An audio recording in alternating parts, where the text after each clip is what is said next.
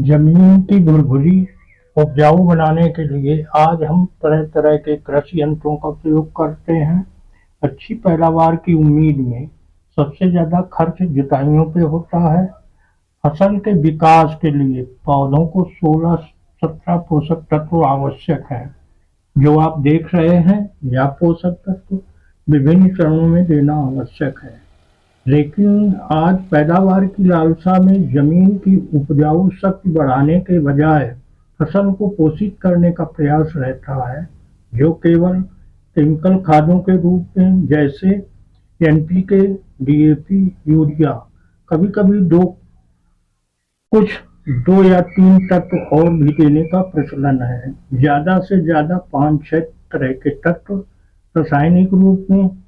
इस तरह केमिकल खादों के प्रयोग से जमीन की उर्वरा शक्ति अति क्षीण हुई है। केमिकल के अंधाधुंध प्रयोग तथा यूरिया के बार-बार प्रयोग से जमीन की पीएच स्थिति एवं मृदा विन्यास की कमी से जमीन कड़क होती जा रही है। फलस्वरूप जमीन में पानी अवशोषण क्षमता में भारी कमी के चलते जल भराव एवं उसके विपरीत जल धारण क्षमता में कमी, जिसके चलते बार बार सिंचाइयों की आवश्यकता पड़ती है। जड़ तंत्र के विकास के लिए हवा ऑक्सीजन के रूप में तथा नमी का होना अति आवश्यक है। केमिकल व रासायनिक खादों के असंतुलित अंधाधुंध प्रयोग से हमारी जमीन की जैविक एवं भौतिक दशा पर कुप्रभाव पड़ा है तथा मृदा संरचना को सुधारने वाले मित्र जीवाणुओं का उन्मूलन हुआ, जिसमें केंचुआ भी नष्ट हो गया।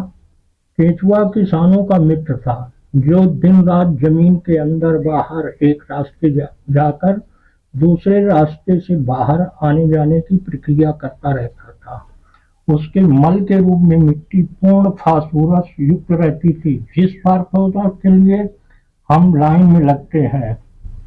18.5 लाख करोड़ का फास्फोरस उर्वरक के रूप में प्रतिवर्ष भारत बाहर से निर्यात करता है। केंचुआ जब हमारा जमीन के निचली सतह से जाके ऊपरी सतह पे आता था, तो वो भोजन के रूप में मिट्टी ग्रहण करता था, जिसमें खरपतवार के बीज भी जाते थे।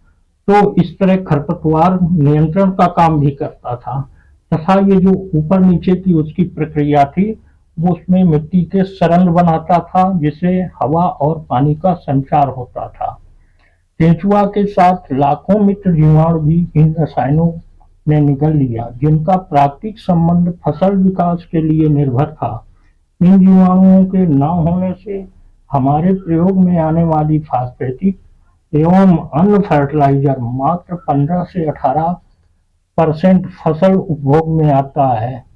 शेष भाग मृदा कणों में चिपक जमीन को कठोर एवं पीएच बढ़ा रहा है।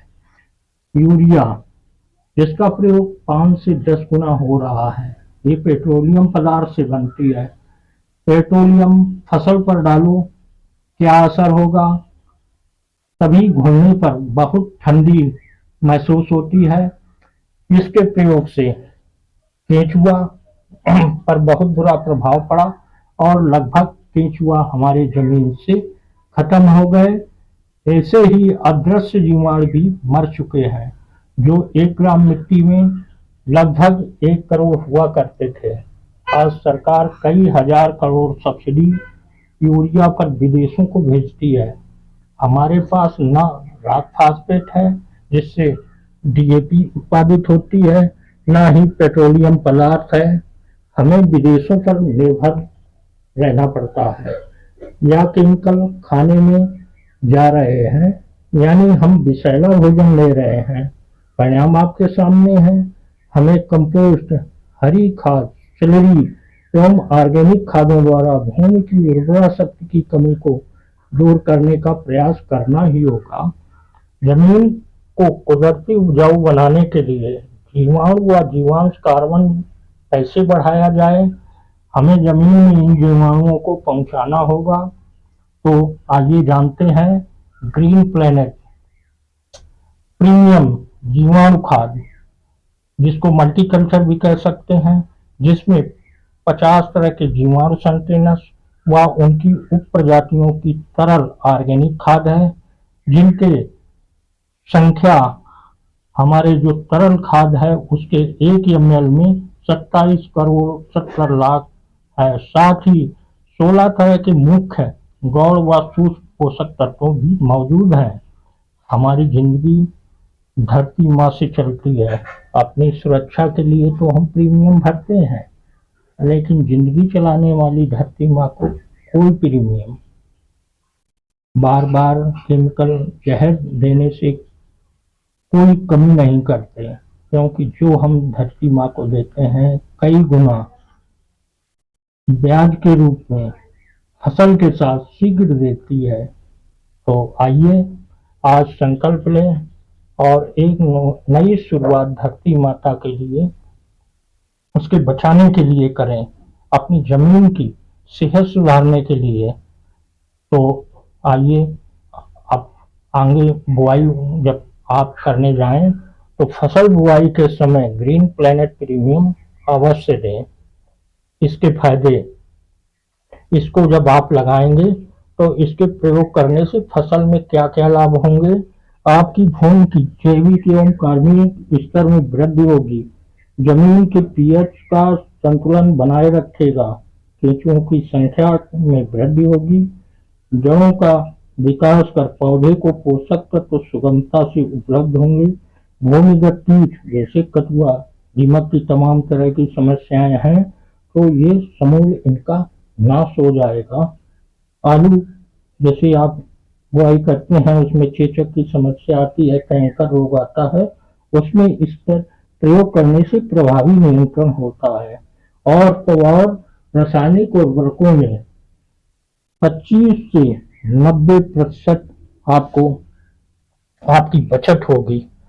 तो इस तरह आप समय रहते ही आप अपनी जमीन और आप अपने परिवार की सेहत सुधारें तथा स्वस्थ जमीन व खुशहाल जिंदगी जिए।